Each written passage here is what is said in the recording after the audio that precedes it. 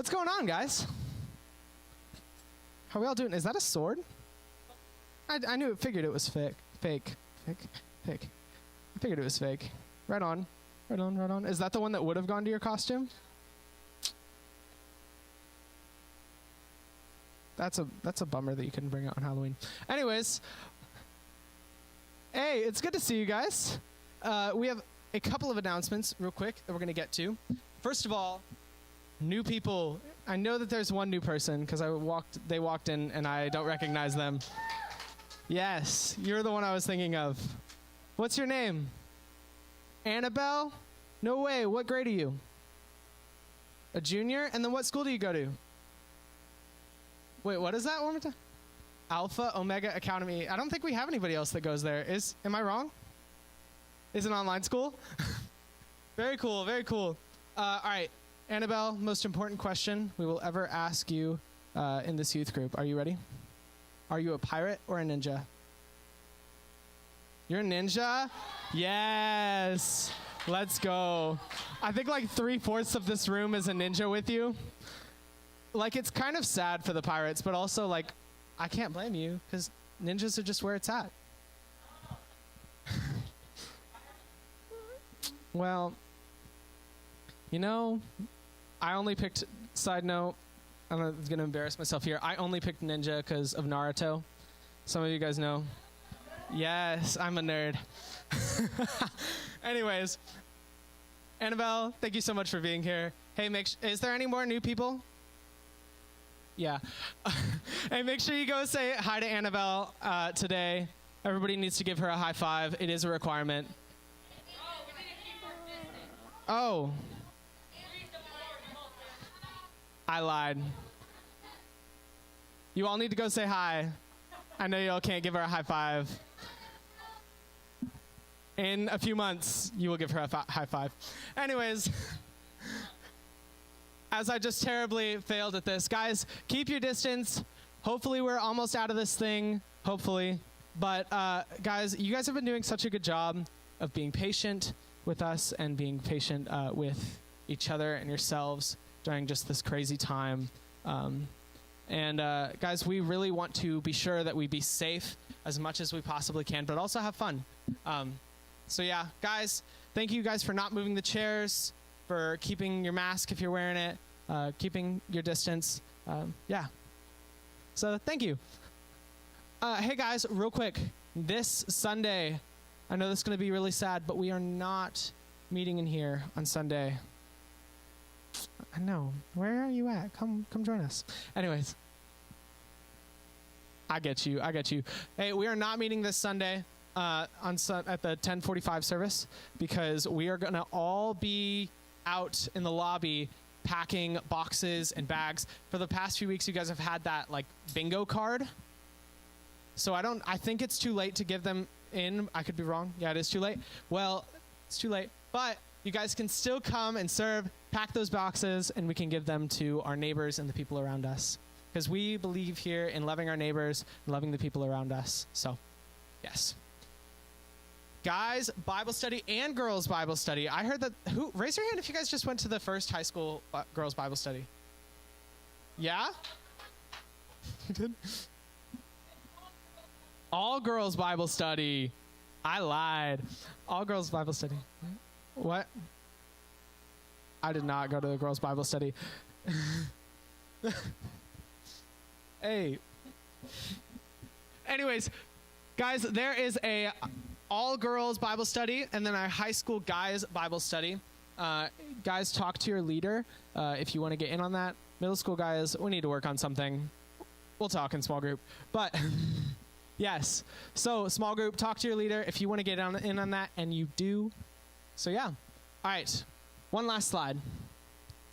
Guys, Thanksgiving week, we are not going to be meeting together that Wednesday. It is the day before Thanksgiving.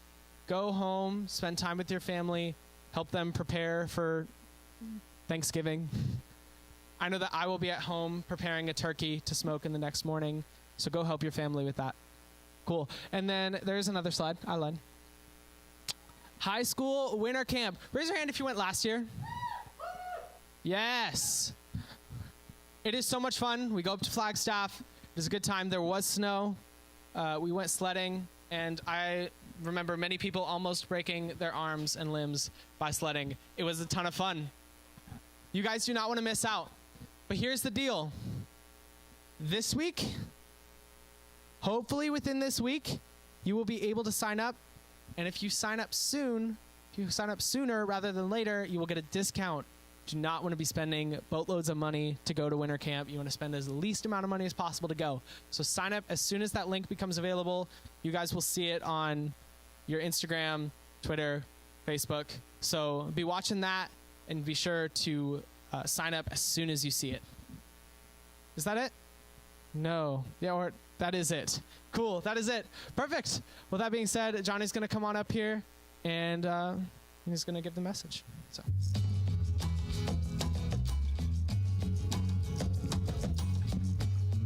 Hi, my name is Beatrice and I'm a junior. And this is where I live.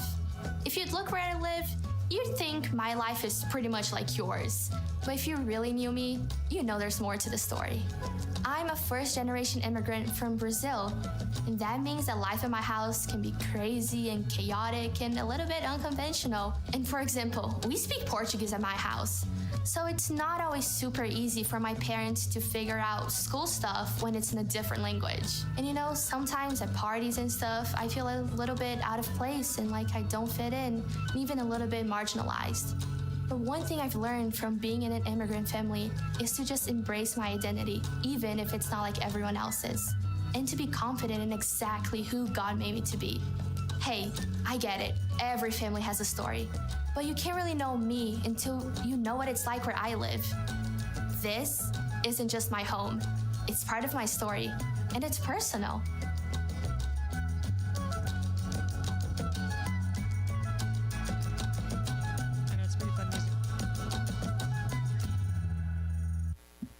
All right, y'all. How you doing tonight? My cord is stuck. There we go. How many of you? Wow, there are so many of you guys. I'm loving it. Jen's handing out a Bible. If you need one, let her know. Fun fact, in church, you kind of need your Bible sometimes. I'm going to try and have all the scripture on the screen for you. If you've got a digital Bible, that works too. We always prefer the physical Bible because we think that it's a lot more useful when you know how to thumb through the pages of a book. All right, so most of you guys know this part about me. I'm going to tell you a little bit about my story. How many of you guys have heard that I didn't really grow up a Christian? I didn't grow up in a Christian home.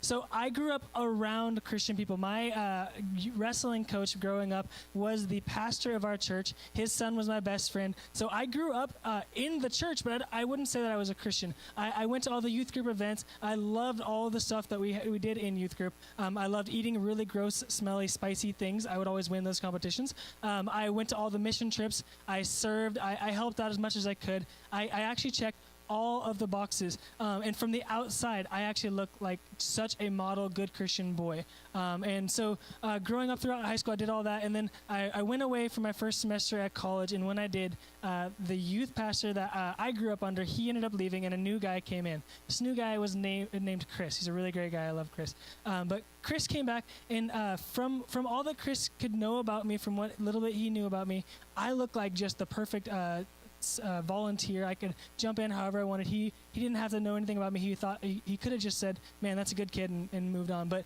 Chris did something totally different than most anybody that I had come in contact with the church. Chris invited me into his home. And Chris started listening to my story. He started listening to me, and instead of just accepting the image that I put out there, he got to get to know me a little more. He invited me in, and he opened his life to me, and he asked me to open my life to him. And even though I was only 17, I actually carried quite a bit of stuff on my shoulders. See, many of you guys know that when I was a freshman, my dad died. So my fading memory of my dad, I carried that weight all around on my shoulders, and I would go around, and Chris waited, and he listened, and he talked to me about that, and he heard through that. Growing up, I actually struggled with a lot of stuff. I was bullied as a kid, and my life always felt like it was in pieces. Whoops, like that on the floor. I always struggled, and I opened up with Chris, and I told him the stories about how I didn't know what the heck I wanted to do with my life, with my career. And so I started pouring out these things, and I started dumping out all of these things that I carried with me everywhere I go. I should have unzipped this. I shared with Chris all the time about all the things that I was wrapped up in, and how I just loved Harry Potter, and I loved all these other things. And I started sharing all these things about myself, and I started dumping out my life to Chris. I unpacked who I was. I shared my story, and I opened up everything. And all of my fears, all of my struggles, all of my things that I held on to. Daniel, you want to set that down? All the things that I carried around with me everywhere that I went, all the things that I thought made me valuable, all the things that I thought were good and true, and all the things I struggled with. And the thing is, Chris wouldn't have known about any of that, all of the struggle, unless he had opened his doors, or opened his house to me like he did. He was there week in, week out, year in, year out, listening to me, not telling me a whole lot unless I asked him to tell me, but he listened as I dumped all of the stuff that I carried around with me everywhere that I went. You guys, I don't know about you, but I often assume I know the stories of everyone around me. I often assume that I know based on what they do and what they say, like, oh, you're a pretty good person, oh, you're not a great person. And we just make these assumptions about people, and we think that their Instagram story and all the things that they post online, that's kind of like the surface level. That's what we know about them, right? How many of you guys are guilty of feeling that way? Like, you think you know somebody, but then you really start talking to them and listening to them, and you get a totally different picture. We're all guilty of assuming that we know people, but until we step into their lives, until we step into their homes, until we start listening to them, we don't really know other people's stories. And everybody has a backstory that nobody knows about. Everybody comes to that. Like, think about this real quick. How many of you guys, you had a really rough day that wasn't going well, and you just started like getting angry, or maybe you're someone who like gets really sad when you get frustrated, and you start buckling down, and you have this, like, you just start lashing out, and you start actually telling people, and you trying to get them to understand your story as to why you're lashing out. You say something like, man, if you only knew the morning I had, or man, you guys don't even know what I'm dealing with at home. Or maybe you're trying to explain your story by telling them, man, I stayed up all night last night worrying, I couldn't sleep a wink. When people don't understand us, we try to share our backstory, we try to share what's going on behind the scenes, and if we don't do that for other people when they lash out at us, we miss out on something. See, giving grace to our friends and our families in those moments when they lash out in anger or frustration without us knowing their backstory, when we miss out on that, we miss out on an opportunity to really understand them, understand their story, and step into their lives. Over and over and over again in the New Testament, Jesus takes the time. He stops and pauses, and he takes time to understand people's story, understand what's going on behind the scenes. He doesn't just take them at face value. He understands, and he takes time, and he often eats with people. That's why I love sharing meals with you guys. I'll go grab a bite to eat with you so that I can hear your story. That is straight from Jesus' handbook. He ate with people. He listened. Jesus looked all over for opportunities to get personal with people, and that's what this whole series is about. Is Jesus got personal with people, and he stepped into their lives, and he invited them into his life. So we're gonna hop back in to the story that Colton started last week in Zacchaeus in Luke 19. To recap real quick, Zacchaeus was this guy. He was a tax collector, and in those days, what a tax collector meant was that he deserted his family and friends, and he went to the enemy Roman overlords, and he aligned with the other team, the enemy. And not only that, he turned around and he went back to his family and his friends, the people that he grew up with for years and years, and he went and he cheated and he lied and he stole from them to get more and more just for himself, not to give to the Roman government. He kept it all himself, and he got filthy rich. So in Luke 19, verse 5, we're going to hop back in. When Jesus came by, he looked up at Zacchaeus and called him by name. Zacchaeus, he said, quick, come down. I must be a guest in your home today. Zacchaeus quickly climbed down and took Jesus to his house in great excitement and joy. So real quick, I'm going to give you guys a little mini history lesson. The Israelite people, the Jewish people of that time, and along with a lot of cultures at that time, was something called an honor culture. Can you guys say honor culture? Honor culture. So long and short, what that means is when you fell in line, when you fit in, when you did everything that the society wanted you to do, you gained honor. You were respected. And if you weren't doing the things that society said you should be doing, you actually were shamed and you were kicked out of the group. You could actually be kicked out of the church at that time was everything. It wasn't like we go to church and check out. Like, no, their whole lives revolved around church. And if you got kicked out of the church, you got kicked out of the town. So anybody that wasn't doing the right things or that just kind of upset one of the religious leaders, they would get shamefully kicked out of town.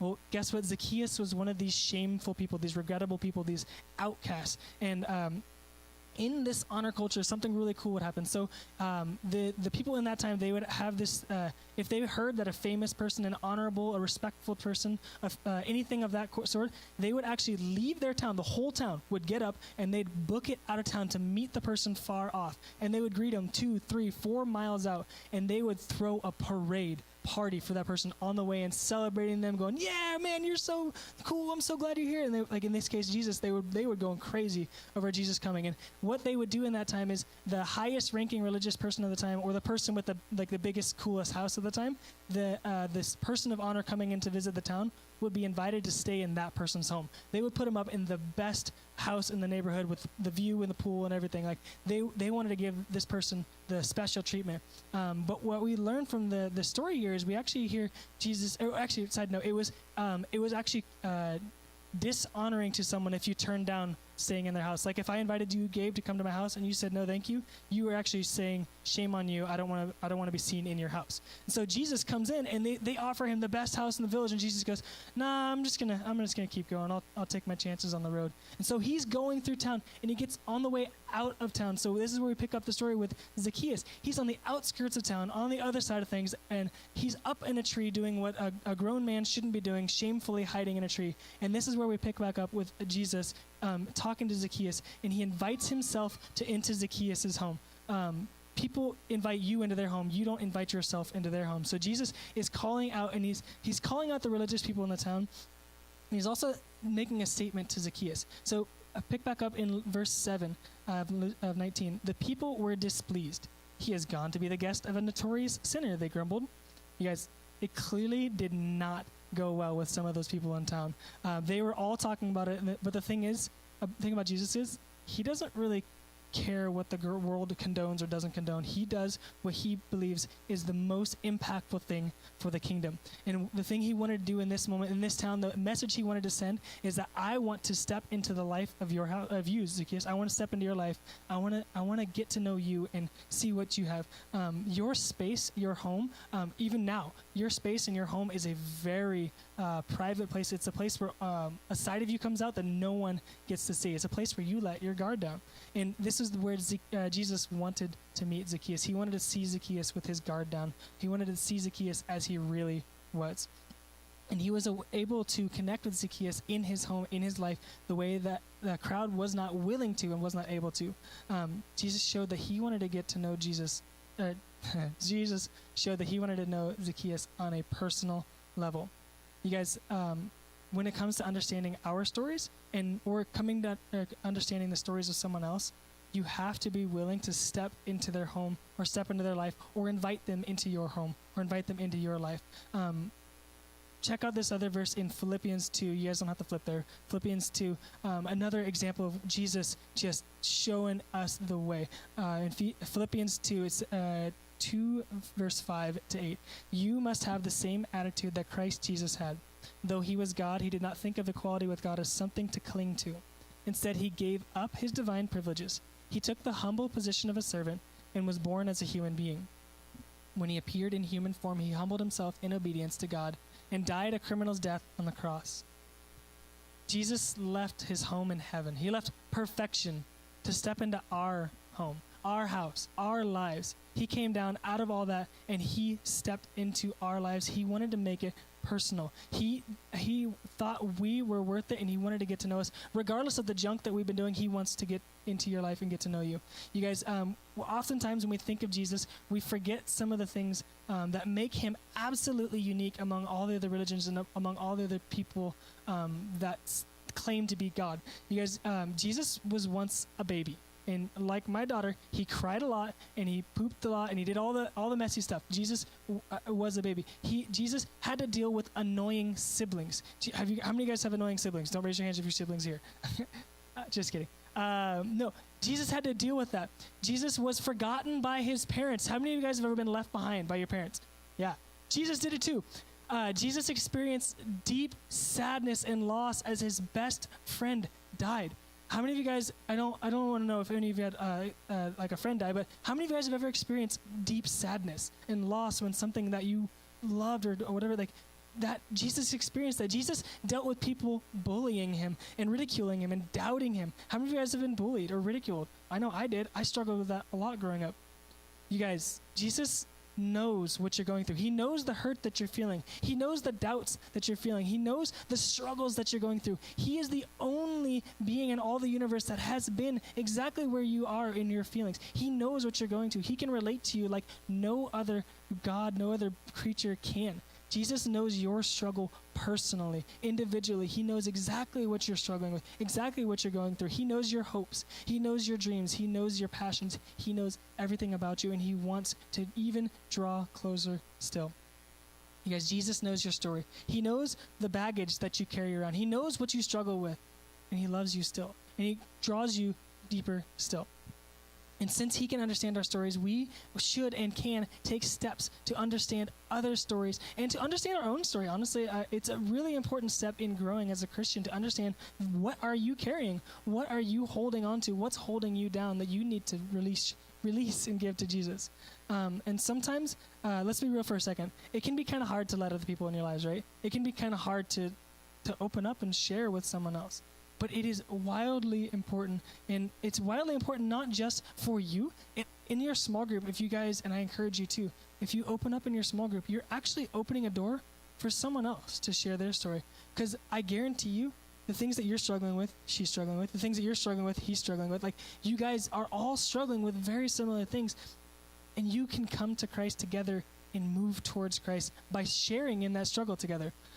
So I have 3 steps for you guys, and then we'll be out of here and we'll be into small groups. The first step for some of you guys is to wrestle with the idea and acknowledge that Jesus knows you. He knows all the pieces of you. He knows every part of you. He knows what you're going through, and he still loves you. And he still wants to step into your story, and he can change your story, and he wants to change your story for the better. See, Jesus knew Zacchaeus. He knew all the things that he had done. He knew the way that Zacchaeus felt about the other people. He knew the way that other people felt about Zacchaeus.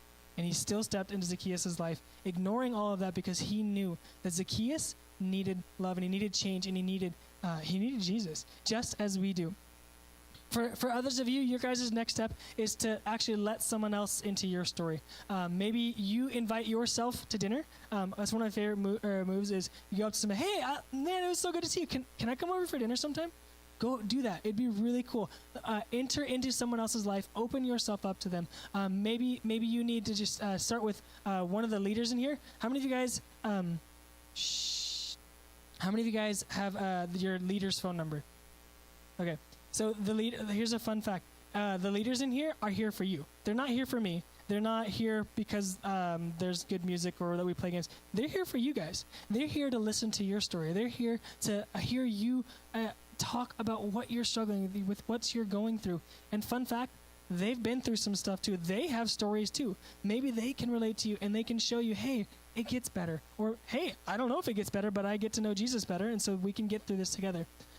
You guys, it is so wildly important that you share what you're going through with somebody.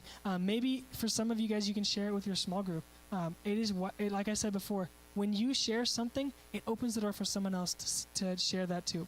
Last but not least, for some of you guys, you're in a pretty good spot. Maybe it's time for you to be a listening ear for somebody else. Maybe it's time for you to invite someone into your life so you can open up to them and that you can lead them along. We often act like the crowd towards Zacchaeus. We just assume that everything's fine. Don't assume that everything is fine with your friend. Don't assume that everything is fine with the other people in your small group. Listen to them. Ask them, hey, can we grab a drink sometime? And you can just tell me what's going on in your heart.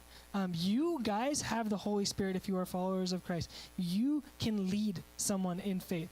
Right now, be it 7th grade or graduated, well, I guess high school is what, yeah, but I have a couple of graduates in here. Whatever your age, you guys can lead someone and you can help them grow in their faith. You guys, the only way to unload all of this baggage, the only way to get rid of it and free yourself of what's holding you back from getting closer to God is through Jesus. The only way that you can get rid of that is by unleashing it and letting Jesus take hold of it. The best way to do that right now, other than in prayer, is to talk to someone who knows and loves Jesus and loves you. Every one of the leaders in here loves you guys deeply, and we would go to the ends of the earth for you. Open up to us, talk to us.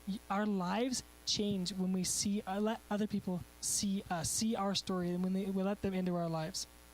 Just as Jesus took the time to go into Zacchaeus' home to understand his story, Jesus wants to be invited into your story, and he wants you to invite yourself into someone else's story and invite someone else into your story. You guys, it doesn't have to stop here, and it shouldn't stop here. So as we head into our small groups, I'm going to invite the worship team to come on back up. I have one last question for you guys. What does it look like to have others understand your story and for you to understand their story?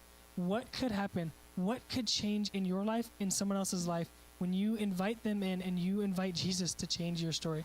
I am going to pray us out while they get ready, and then we'll head off to small groups. So Jesus, thank you that our story is not done. Lord, thank you that you move through and around and over our junk. Thank you that you can redeem what we have, and you look at us and you know that we are more than what we show the world, that we are not just this imposter looking around that we have it all together, but that we don't, and it's okay. God, I pray that you can move in these students' lives and help them to see that you are bigger than whatever they're struggling with. Help them to free themselves of whatever's holding them back. Lord, help them empty out the baggage in their life. Lord, we love you. We praise you. We ask this in your name. Amen.